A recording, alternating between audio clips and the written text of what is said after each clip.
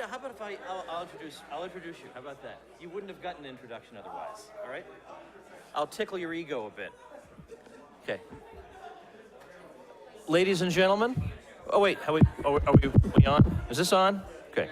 All right, ladies and gentlemen, before we bring up Ben Powell, I want to make a happy announcement to you.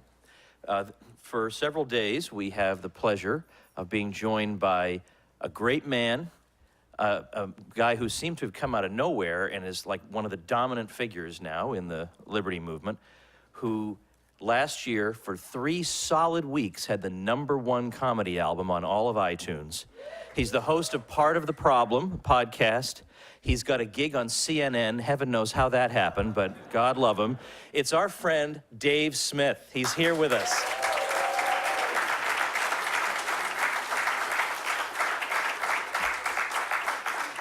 All right. And now, he wouldn't have gotten an introduction otherwise, but that was the deal. I get 1 minute of his time, and I say nice things about him. We've got Ben Powell here from the Free Market Institute at Texas Tech University. First of all, we're grateful that there's an institution that will hire Bob Murphy. I mean, that warms my heart to know that there's a place somewhere in the world for Bob.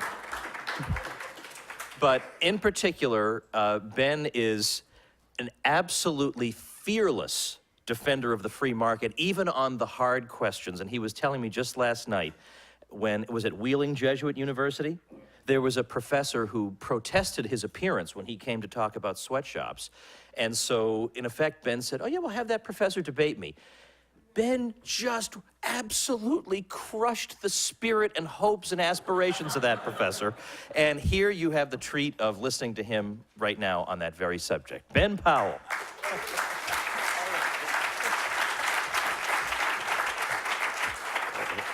Crushing the spirits and hopes. It was really tough because she was a theology professor, too.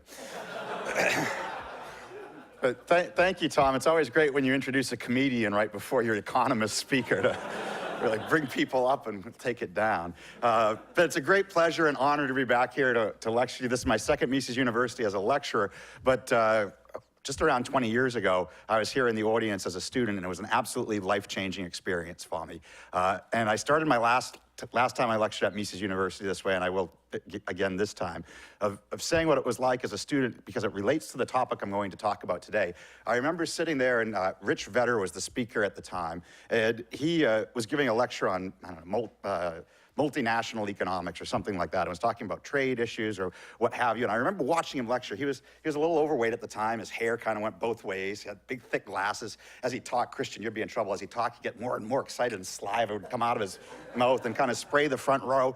And he's talking, and he says, and I was doing this radio show, and someone calls in, and they said, but what about sweatshops? And he was like Tony the Tiger with his hand. He's like, sweatshops? I love sweatshops. And I remember sitting there, and as I'm watching this, I'm like, someday, I want to be just like that guy. And now I'm really happy to be with you here today. And to talk about this top sweatshops, I became interested in that actually at that Mises U, but it was at least a half dozen years or so later that it started as a research program for me. And it was, at the time, economists had said various defenses of sweatshop, but nobody had kind of really systematically dug into the data of how they operate, how they compare to other alternatives, and that's what I started doing. And I'm gonna give my talk a little bit different than usual today, but it's worth at least making sure we're all on the same page to begin with what we're talking about here. Sweatshops, in the pejorative sense in the international arena, places that have really low pay by US standards, long working hours, bad health and safety conditions, and otherwise generally conditions that we'd find abhorrent here in the United States or other parts of the developed world. But where people voluntarily choose to work. Now, by voluntarily, I mean from a bad set of options, otherwise you wouldn't choose this. But that choice is important. It's important on both moral grounds and on economic grounds. On economic grounds, it demonstrates to us that the worker, in their mind, it's their best available among the bad alternatives. If we want to do something to improve their lives, it doesn't improve their lives by taking away options. By getting them more options and helping them graduate from sweatshops, that's fine, but we've got to make sure that we're not going to do something that jeopardizes the currently least bad option. This is different than forced labor. There's some people who conflate this when they're given their talks. There's a guy, Jim Keady, he goes around college campuses and he wears a t-shirt with and it says slavery and the V is a Nike swoosh. This is not slavery, it's not coerced labor. I think it's a tremendous injustice to the millions that have actually been held in bondage when you conflate these two things. Slave labor does exist on small scales in the world today, but it's not in the garment industry. In the garment industry, these are places where people choose these lousy conditions from their bad set of alternatives. So my approach to this has actually been a very Misesian value-free one, in that I take the ends of the activist, the better lives for the workers, and say I'm going to embrace that, and now let's use economics to talk about how we can improve their lives. So among the coalition of different groups that talk about these issues, the AFL, CIO, Unite, some of you on your college campuses might have a United Students Against Sweatshop Labor chapter, the National Labor Committee, ILO, various celebrities, ministers, others have been involved in this. There's kind of a common core set of policies that they talk about. A minimum wage or a living wage, meaning tied to a local cost of living in one of these countries, rather than imposing a US-style one. Improving health, safety and working condition laws, unionization for them. They're almost all against child labor, enforcing whatever labor laws happen to exist in these countries. This is the kind of package of laws that they tend to advocate. As one activist, a sociology student, by the way, not so eloquently put it, everybody wants to have a living wage. Everybody wants to be able to take care of themselves and their family. Everybody wants to retire, feel good, enjoy life, breathe, live, eat. You know, the regular shit. We're not asking for nothing extra special. And I largely agree, they're not asking for nothing extra special. The question is a means ends one. These ends, improving the lives of the workers, are those means on the second bullet point an efficient way to get there? Does it get you? Does it deliver on these things? So I take the standard when I'm working on sweatshop stuff of improving the lives of workers, and for that matter, potential workers in these poorer countries as the ends. And now we're going to talk about what are the better ways to do this. And at the start, and this is what I find when I deal with not only activists, but philosophy professors, business ethics professors, et cetera, step one is understanding the economics of wage determination. I'll do this differently than I do in a different audience. You guys are kind of a weird audience to give this talk to. Most of the time, like Tom alluded to, I go onto college campuses and like a third of the audience hates me. 2/3 of them are checked out maybe and come in with a kind of neutral attitude, and maybe there's a small minority that likes this. But you all get wage determination. Upper bound is gonna be determined by worker productivity, or in econ speak, right, marginal revenue product, how much they contribute to the firm's revenue. Lower bound is gonna be their next best alternative. So if we're gonna improve lives of workers, it's gotta be about moving these two bounds, either things that make the workers more productive or that give them more opportunities. It's not just Nike bidding for their labor, Nike and Reebok are bidding against each other. It pushes you up towards that upper bound. In practice, the real game is gonna be at that upper bound, worker productivity. When we look across countries, about 85% of the variation in wages is explained by productivity differences. So in terms of moving people from that $2 a day type standard of extreme poverty to middle income, it's not about just bargaining power or something, it's about making them more productive, which, by the way, I'm not gonna talk that much about unionization. I do it a little bit in the book, but not a ton in the book. And it's because at its best, unions are about narrowing that range from lower bound to upper bound and getting you up against your upper bound. There's not an argument that goes that they raise the worker productivity. That means we're not gonna transform lives and get them out of poverty by having unionization. And if we're counting all workers, the main way, of course, unions raise wages is by excluding people from the industry and restricting supply, which is the benefit of the members, but hurts everybody else in that country who would rather be in the industry as well. Speaking of the book, by the way, I think there's 6 copies left down in the bookstore. Don't run out while I'm lecturing, but when it's all over, go down there and get it. I'll sign it later. That was my best Tom Woods pitch. Well, I'll do that's a little bit different, actually. The best criticism I've heard of my work on this, and this isn't exactly in the book, it's in there implicitly. It turns out philosophers, and they're not very good price theorist people, but they wrote a critique up of me in Journal of Business Ethics, and it said that I embrace worker welfare as my standard, true, and said, but he argues against minimum wages, for example, for sweatshop workers because it unemploys some. So standard what we have here, right? Upper bound, place a minimum wage higher than the upper bound, it's gonna unemploy any worker who's below that bound.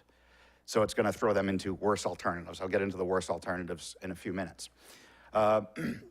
And by the way, in terms of living versus minimum wage, there is a historical example of where we took a US-style minimum wage to a third world country situation.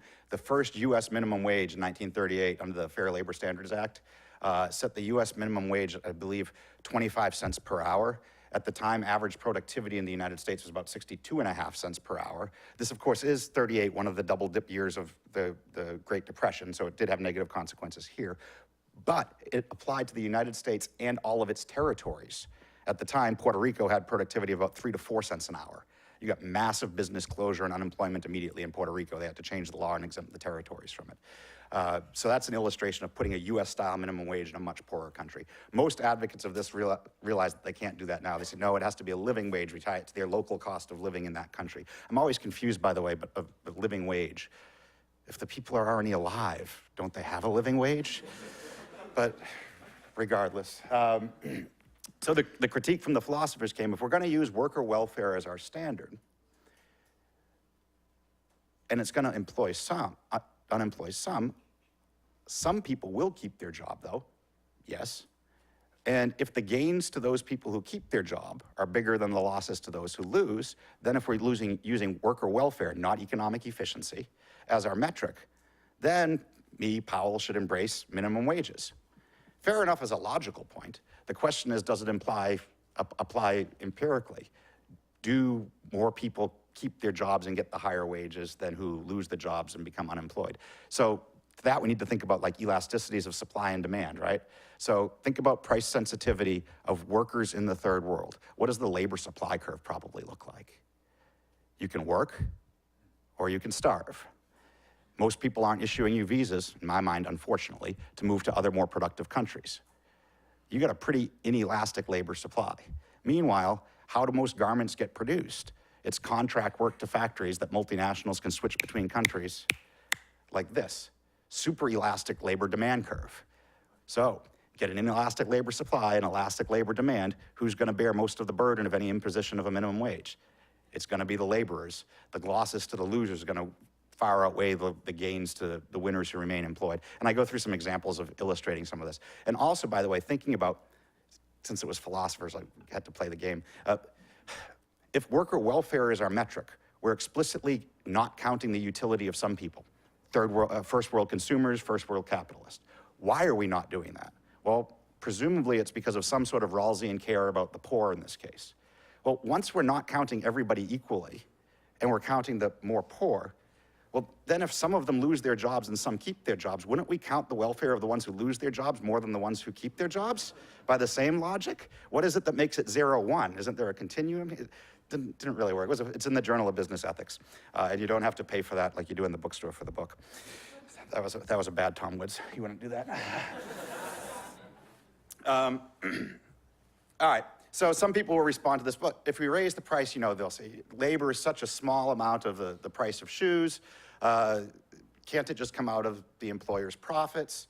Nike's not going to just stop making shoes. Of course Nike's not going to just stop making shoes, but they don't confront the choice of make shoes or not make shoes. They confront the choice of how do I make shoes? Increase the price of one of the inputs, third world labor. They are going to use substitutes for it to now still maximize profits. They are still greedy profit maximizers. Most of my critics would agree with that. So what are the substitutes for it? Less third world labor, more first world labor, more expensive but more productive, or fewer workers, more capital. It's still going to substitute away and get this unemployment effect. Just identifying a pool of profits doesn't change that. So we've talked about minimum wages a little bit. I'll get to labor standards in a minute. I will say to their credit, increasingly they haven't advocated boycotts as much as they used to. If you want to think about upper and lower bounds, right? The second that you start doing boycotts of products, those products become less valuable. If the product becomes less valuable, what happened to the workers' productivity? Just went down, right? They still stitch the same number of shoes, but those shoes are less valuable, which means the revenue they create for the firm is smaller. Their productivity just went down through no fault of their own. And a very effective boycott, of course, totally dries up demand for the product, and firms just close up and throw them into worse alternatives. Activists have been kind of moving away from this. What got me into this research-wise was an empirical question about what are these worse alternatives? How do sweatshops stack up against it? There was a group of scholars who circulated a letter in the early 2000s to university presidents saying, don't ban sweatshop products from your bookstores. it's better than the alternatives. And what they specifically pointed out was multinationals in third world countries tend to pay more than domestic firms.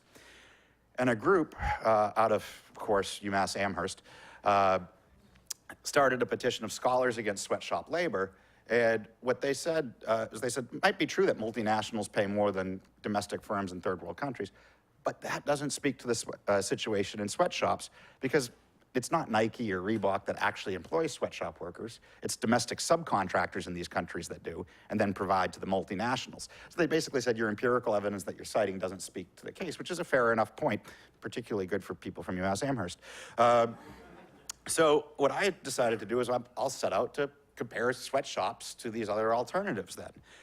So there's the famous case with Kathy Lee Gifford.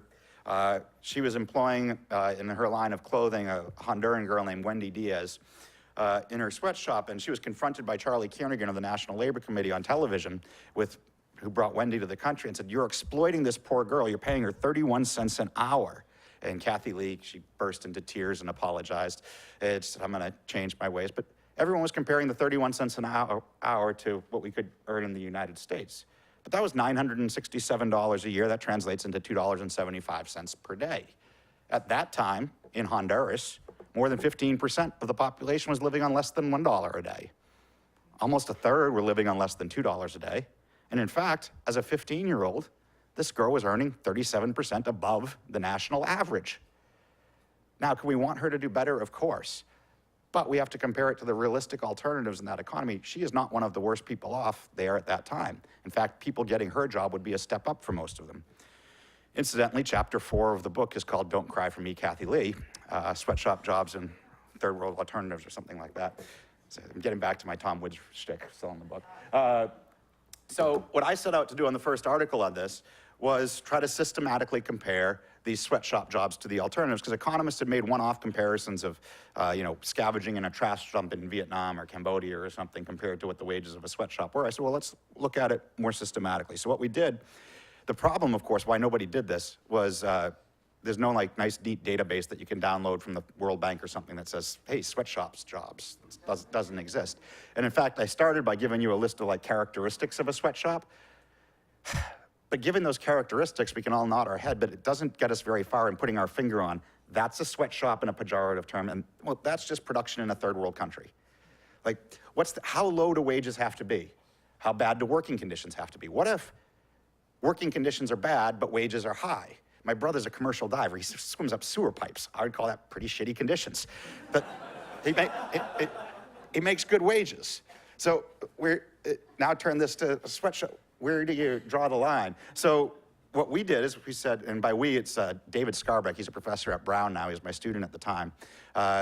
What we did is we said, well, what we're going to do is we're going to just let protesters tell us what sweatshops are. We'll scan US and world popular news sources and look for all instances of activists protesting sweatshops that get reported in the popular press. And whatever they say, that's a sweatshop, we'll say, that's a sweatshop. And we'll document the wages that they're talking about, and then we'll start trying to compare it to the alternatives. Now, this does introduce a little bit of a bias into our data, because often the news reporter, their source for the wages is the activists themselves. But if you're an activist protesting a sweatshop, if you were going to misrepresent things, you would misrepresent it in, this is so bad, and understate wages compared to what they really are, either by using the least favorable exchange rate, or if you get quoted a piece rate, how you estimate how many garments an hour they produce, something like that. But to the extent I'm trying to show these jobs are better than the alternatives, if there's a systematic bias in the data, it cuts against what I'm trying to say. So I was about to show you the wages. This was in here. This is the face of various sweatshop employers that we found. There was Walmart, of course, the Olsen twins. And I thought that was P. Diddy, but then someone told me when I was giving this lecture that I picked the wrong rapper because I just Googled names. It's, who is it? 50 cents. So he's not guilty. 50 Cent pays his workers more than 50 cents. This in this room is going to be too hard to read, but this is the table that we put together. And I should say we had to eliminate lots because the news sources, there's 15 articles for every one instance because other news sources all report the same one, so you have to sort them out so that you get the unique instances. I think it's 85 in the 1995 through 2010 range when I updated it for the book that we have. Bunch in Bangladesh, Brazil, couple in Burma. I'm not going to be able to give comparisons there because the place is such a hellhole you can't get reliable standard of living data, which gives you an idea of what the sweatshops are compared to alternatives. Cambodia, tons in China throughout the period. Latin America, you got Costa Rica, Dominican Republic, El Salvador, Haiti, Honduras. India, kind of later on in the period, bunch in Indonesia, most of them Nike, Laos, then Mauritius, which is kind of an odd one I'll come back to, Nicaragua, South Africa, Thailand, Vietnam. Sometimes we have it weekly, sometimes we have it daily, sometimes we have it hourly in terms of how it was reported. Sometimes we have a multinational associated with it in the article, sometimes we don't. So first thing, take this list of countries and let's look where we can get data on extreme poverty. So percent of the population living under $1.25 or $2 per day, adjusted for purchasing power differences, so adjusting by basically cost of living differences across countries. What you see is, in these countries that have sweatshops, there's widespread extreme poverty. So Bangladesh, this is the one that's been in the news the most in recent years, over this overall time period, 85% of the population on average living under $2 a day. 50% of the population under $1.25 a day. Even some of the better ones there, Costa Rica, Dominican Republic, El Salvador, you're still dealing with 10 to 25%, 1 in 10, 1 in 4 people under $2 a day on average over the time period when the sweatshops are being reported. That's a lot of widespread extreme poverty. Well, let's take these numbers from this, let's adjust them for purchasing power, and let's look in these countries and see how the sweatshop jobs compare. So this is your average sweatshop job in each country, adjusting for purchasing power differences.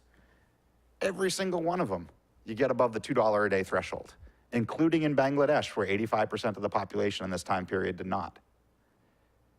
Out of the 85 individual examples, I think 81 of them get you above that threshold. So this average isn't masking the outliers.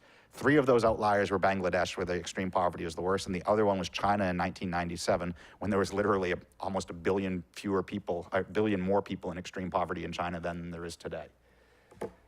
So let's up the bar of comparison. This is doing it to extreme poverty. How about to average incomes?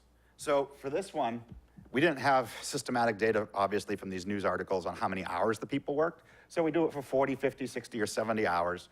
Some of them, like you see, Cambodia is flat across. That's because I think we had weekly data from them, so doing different hourly estimates didn't change it. And for the most part, of course, one of the characteristics of a sweatshop is long working hours. 100% line going across, that means they're earning as much as the average in that country, which, of course, when incomes are very unequal in these countries, average isn't necessarily representative of the median person in the country. But you see some of them, Cambodia, particularly Haiti, Honduras, Nicaragua, 150, 200, 250% of average national income. Not just doing as well on average, but way better than the average job. For a lot of them, say Bangladesh, Costa Rica, I guess Dominican Republic, El Salvador, India, Indonesia, Vietnam, they're hovering somewhere in that 80 to 110% or 65 to 110% maybe of average income. So somewhere around normal in that country. But these, by the way, these are the ones being singled out for protests too, by the way. Somewhere around average.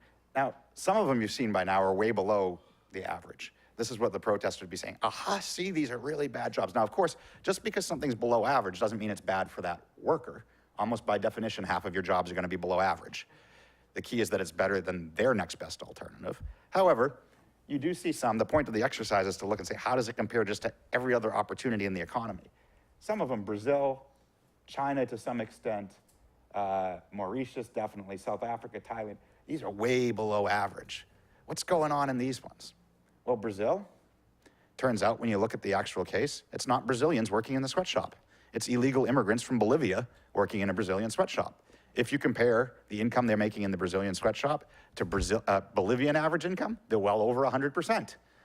Brazil itself is a relatively wealthy country as this group goes, so average in Brazil happens to be relatively high. Mauritius, same game. Their average income is something like $12,000, $13,000 over this time period. It's immigrants from India, Sri Lanka, and Bangladesh. Again, home country income, well over 100%. That's why they're moving there to take the jobs.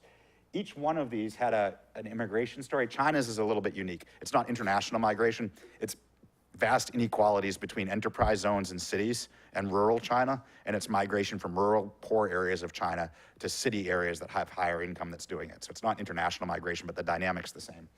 South Africa was the lone exception, and there it was a single instance of a rural factory having an urban minimum wage applied to it. But the interesting thing about the news story is when the officials showed up to try to enforce it, the workers themselves rioted and threw the officials out.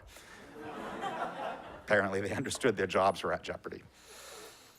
All right, so that's what got me into this, and I've done a lot of debates on college. Actually, I love debates. They're more fun than giving the lecture because it's like academics is kind of boring.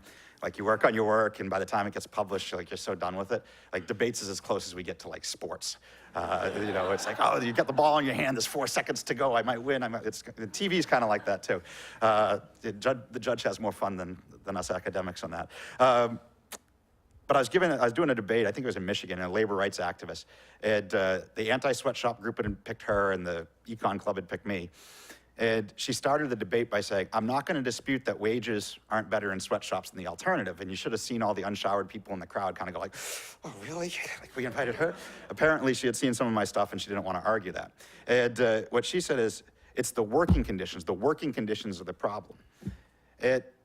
We have to mandate better working conditions. I said, well, there's kind of a problem with that because wages and working conditions are like intimately linked. They're all part of total compensation. And I started to explain, and you guys, everybody knows this, by the way, right? So when you go out to a bar in Auburn, do you think the musicians paid very much? No, why? It's a kind of fun job, right? You don't have to pay them very much. You kind of like singing anyway. And in fact, total compensation, if they want to hook up with somebody from the opposite sex, there's a pretty good chance they get to do it at the end of the show. So as a result, you don't have to pay them very much to get them to entertain, right? I think that's why Bob Murphy sings karaoke.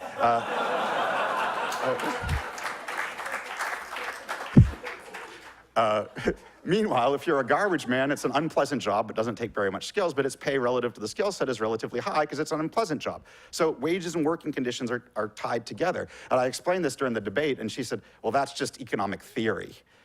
And I was like, yeah, but it's core micro, it's not macro. This is the nonfiction part of the discipline. But she inspired me then. She wanted evidence for it. So I said, okay, I'll do a study, not to her, but afterwards. I was like, you know what? I'm going to do a study on this because this is easy enough to do, and I can kind of have fun. And I'm going to go explore the trade-off in workers' minds between wages and working conditions in sweatshops. So I chose Guatemala. Do I have any UFM students in the crowd?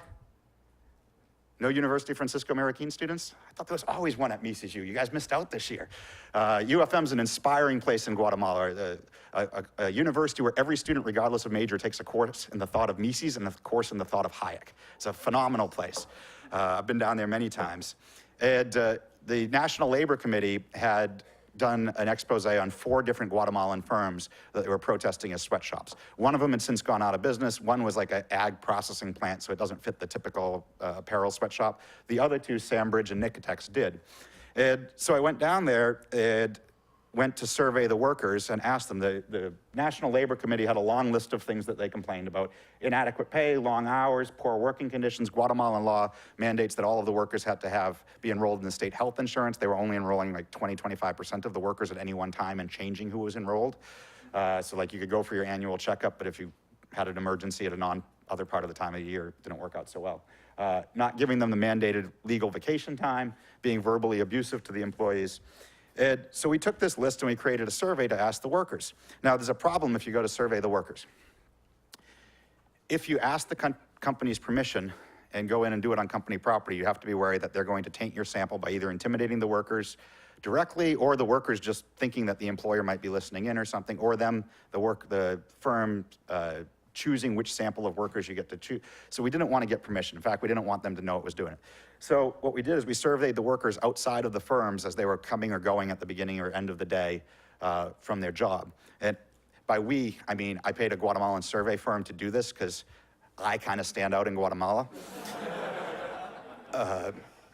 So I had a survey firm who did this, and we tried to get, it's not a statistically random sample, we tried to get a random sampling of workers as they were a representative sample of workers as they were coming in and out. And we collected demographic data on them, and it looks like a relatively representative sample that we got. So we asked them a whole bunch of things, actually, but for purposes of this talk, I want to just do the working conditions part. We asked them about this trade-off between wages and working conditions. Are you willing to work for lower pay if your employer, and then we went down a list of things that the National Labor Committee talked about. Reduced the number of hours you had to work, made your hours more predictable, gave you bathroom breaks, gave you longer lunch breaks, made your working conditions more pleasant, made them safer, provided health insurance, gave you paid vacation, treated you more fairly, reduced the risk of sexual harassment. The last one wasn't in the NLC's complaints, we just put it in there since we were asking anyway. There was a second follow-up question. If so, que mucho cazares. It turns out that the follow-up question was irrelevant because they weren't willing to trade off any pay for these things. If we go to the total column on the right that puts the two firms together, no. Not willing to trade off any pay to improve them. I'm gonna assume the 100% on the risk of sexual harassment is because there wasn't sexual harassment going on there. Otherwise, probably there would have been some answers for that. The one that gets the most agreement out of this is paid vacation, but still fully 81% say, no, I wouldn't trade any pay in order to be able to have paid time off. This tells me that, by and large, in terms of mix of compensation, the employers are largely hitting the mix, constrained by what total upper bound is gonna be, how it's divided. They're doing it, on average, to the preferences of their workers, which, guess what, for profit maximizers makes sense. If you're not giving the mix between wages and other working conditions that your employees prefer, you're giving a package of compensation that costs you more to give than the employee values. That means if you can remix it and give them more of the part that they value, you can save yourself money and be more profitable. So employers everywhere, whether in a sweatshop or in the Ludwig von Mises Institute, have an incentive to tailor the total compensation, the benefits, and the wages in a way that the workers most prefer. And this, guess what? Back to core micro theory, this is exactly what would predict. So it wasn't like wow, I can't believe I got this answer when I did the survey, but it was useful for the next time I have a debate with one of these people. All right. So we got this far. And if I was with a normal crowd and not you guys, maybe I've pulled them along a little bit. And they understand that you can't just legislate higher wages, that it's better compared to the alternatives, and that working conditions and wages are tied. But they got this residual in them. Dude, save the children. You can't be for child labor, right? Wrong. And I guess, I'm against child labor in the aspirational sense, would like everybody to escape poverty and children to have a good life growing up. But that doesn't mean I'd pass a law against children working. So we have to be really clear about why children work. Children work because their families are desperately poor and need the meager income that the children provide. Otherwise, they would not have them work. The parents aren't mean or stupid. And when we outlaw it, you get bad consequences. So in the early 1990s, a Congressman, Tom Harkin, proposed banning imports from Bangladesh because they were being made with child labor. The bill never became law, but in response to it, firms fired thousands of child employees. Oxfam reported on it and said many of them became child prostitutes or starved. Clearly worse alternatives than working in a factory. In fact, that arch neoliberal economist, Paul Krugman, wrote an article I know Tom loves him, wrote an article at the time called "Bad Jobs at Bad Wages Are Better Than No Jobs at All." I favorably quote Krugman in the introduction to this book. It was painful, but I did it. I don't know if that deters you from buying it or not. But he made the point of them going into child prostitution or starving is clearly worse than the alternatives, so we shouldn't outlaw child labor. Of course, where most children work are not factories, but in agriculture. This is a picture coming off actually Catenango and Fuego. Fuego is the volcano that just had a major eruption in Guatemala. I was hiking there and coming down. These were children working on the fields in the lower part of the volcano. It's hard to kind of tell by this, but probably 9 years old, 10 years old or so. This wasn't the weekend in the family farm. This was their job. They were working there. And this is typical of most child labor. So when we look at that list of sweatshop countries that I can get child labor data out of, which sectors do the children work in? The blue is agriculture. By far the most where they work in these countries is in agriculture. Second most is services, that's the red lines. And by services, this doesn't mean like McDonald's. This typically means like households, nannying, gardening, cleaning, stuff around the house. The green line is manufacturing, the smallest in all of these countries. But how do we interact with child labor? For the most part, we don't consume the services unless you live in the country. The agriculture, a lot of it's subsistence agriculture, And very little of it's exported to the first world anyway because of the awful agricultural barriers that we have on trade here in the United States and Europe. If we're going to interact with the child labor, it's through the manufacture of exported goods. So when we say child labor is icky, I don't want to buy its products, we decrease the demand for children in manufacturing, but that means more of them go to ag and services. Which of these three do you think is the most remunerative? Manufacturing. Which one is the most human capital being built for upside future earnings? Manufacturing. And in fact, when it comes to danger for children, child injury rates in agriculture in the third world are higher than they are in manufacturing. Banning child labor or abstaining from buying products from child labor pushes children, usually not into the dire prostitution or starvation of that Oxfam report, but into less remunerative and more dangerous working conditions. The argument that I've made for adults applies equally to children. Now, the real cure for child labor is the process of economic development. So this is breaking down countries by income quintile. And you see it's the poorest fifth of countries, a third of children work. As soon as you get out of that, child labor rates plummet. By the time you're up to the top 40%, there's basically no child labor. And that corresponds to an income of about $11,000 or so per capita over this time period that I'm looking at. And really it's this under ballpark $3,000 per capita where you see a significant chunk of child labor. And even this understates it. The best study I've seen on this was a husband-wife team out of Dartmouth. And what they did is they tracked individual families in Vietnam throughout the 1990s. And the 1990s were a decade of tremendous growth in Vietnam. And there's not like a linear relationship as income goes up, how child labor goes down. The action's very segmented all around poverty lines. So what they found is families, I think it was 1,800 or 2,000 calories per day. As soon as they could afford that many calories per day for each family member, boom, big drop in children leaving the labor force. Next one was around Vietnam's poverty line. Boom, another big drop. Families who stayed below those thresholds, children kept working even as incomes went up. Families who were above those thresholds never had the children in the workplace to start with. So it was basically, can I feed my family? Children leave labor force. Can I feed and shelter my family? Rest of children leave labor force. That's where all of the action was. So some people will say that, when you look at this, that, yeah, but, those richer countries, we all have laws against child labor, and it's the child labor laws why we don't have child labor. Well, no, most of the poor countries have laws against it too. They're just not enforced. But it's also the case that we didn't have anti-child labor laws the same way when we were as poor as they were. So the United States, this is various labor laws that came in. Child labor one for right now, 1938, update it to $2,010. That's $10,000 per capita. That's when we put our first national anti-child labor law in place. Guess what? That corresponds just about to when we were here. We codified it after the child labor was already disappearing from the workplace. And we did have individual laws in states before we had the national one. The earliest one dates to the 1840s in my home state of Massachusetts. Here's what it said. Children under 12, so 12, 13, 14, that doesn't matter. Children under 12 can't work more than 10 hours per day in a factory. So the normal 60-hour work week at that time of Monday through Saturday, 10-hour shifts for 8-year-olds was perfectly fine. We put that law in. Other states passed similar laws from there until we got the national one. Basically, they were non-binding. You look at England, its first child labor law, France, Germany, same things. They put in laws that were largely symbolic and non-binding. What happened? The labor unions, of course, they were agitating for child labor laws because they want to outlaw competition throughout much of the 19th century. They didn't get them. Why?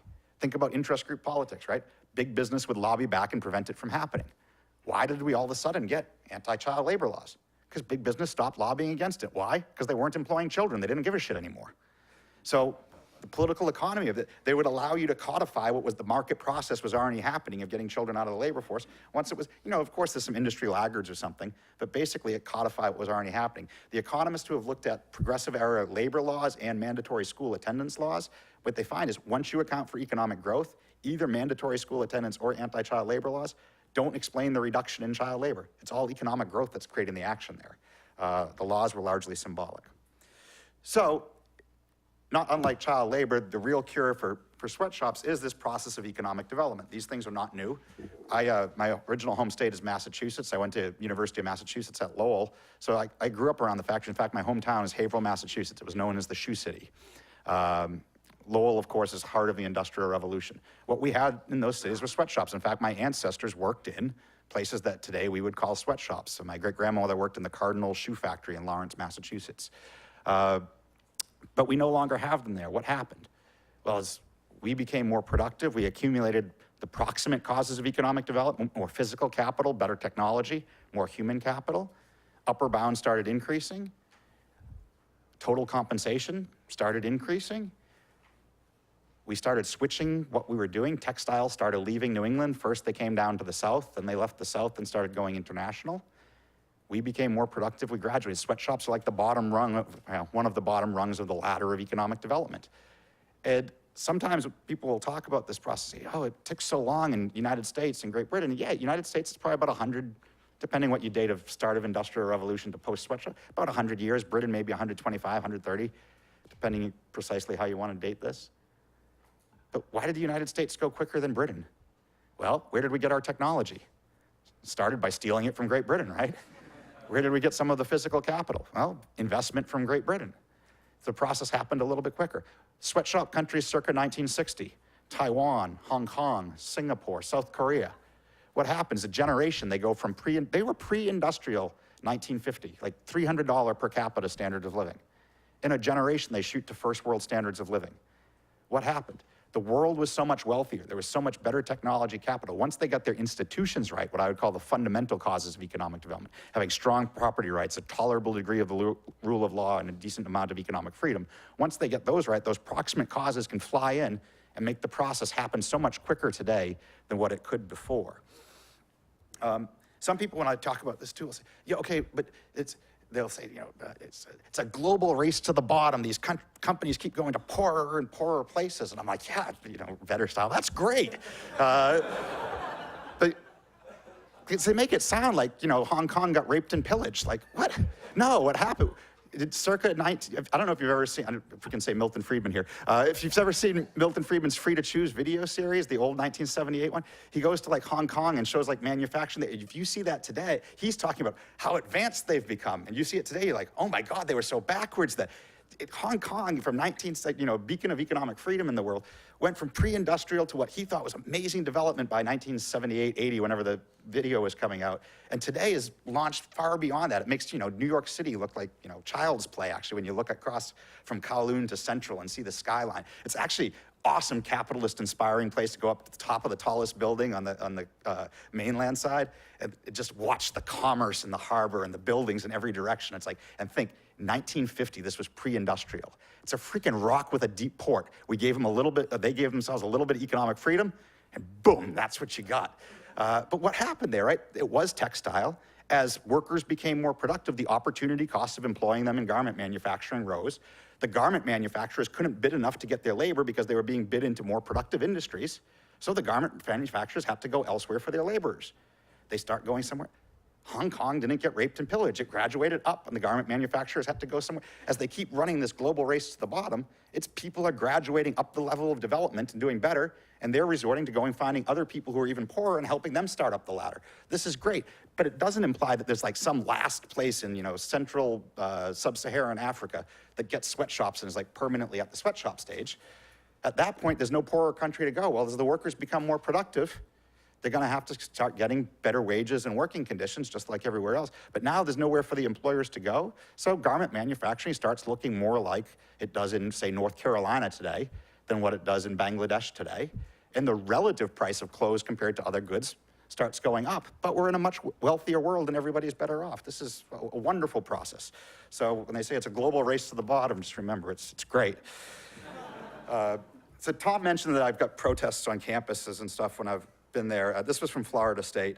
They have a particular commie group there, and they started a Facebook thing, and they took this picture off my Facebook and put this meme on it: benefits from white privilege and denies it, advocates sweatshops and third world growth, and the New England Patriots. The second part's right, but it's worth just mentioning the first part.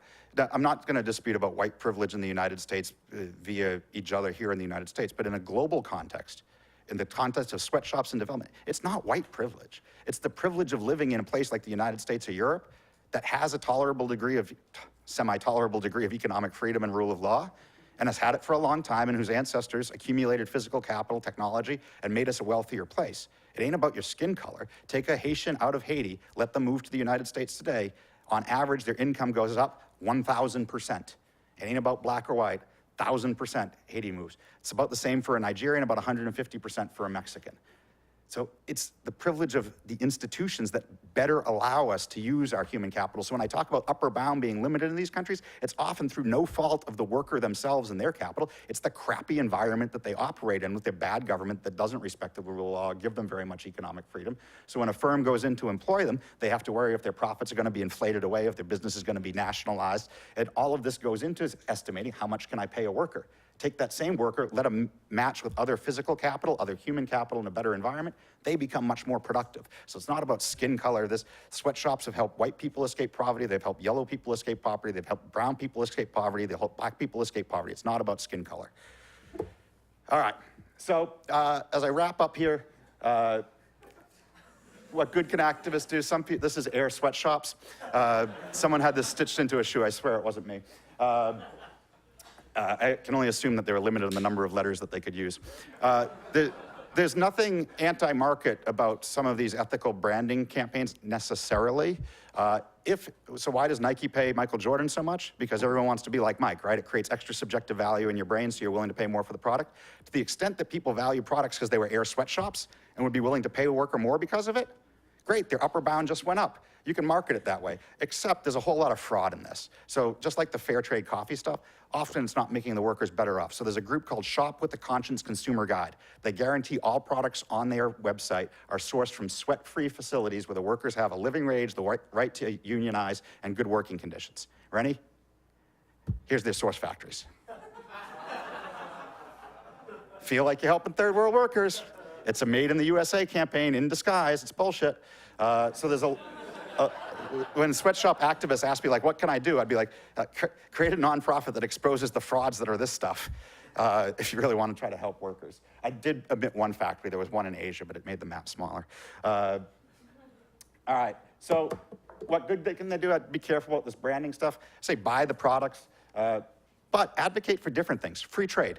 To the extent the goods can come into our markets without tariffs, that raises the upper bounds of the workers by increasing their marginal revenue product.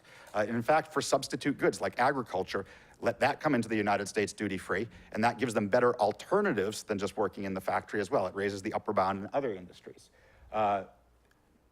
If you're really concerned about their next best alternative, instead of leaving them trapped in the impoverished country, give more of them visas to move to the United States. Then their next best alternative isn't working in subsistence agriculture, it's moving to the United States and working in agriculture or something else here.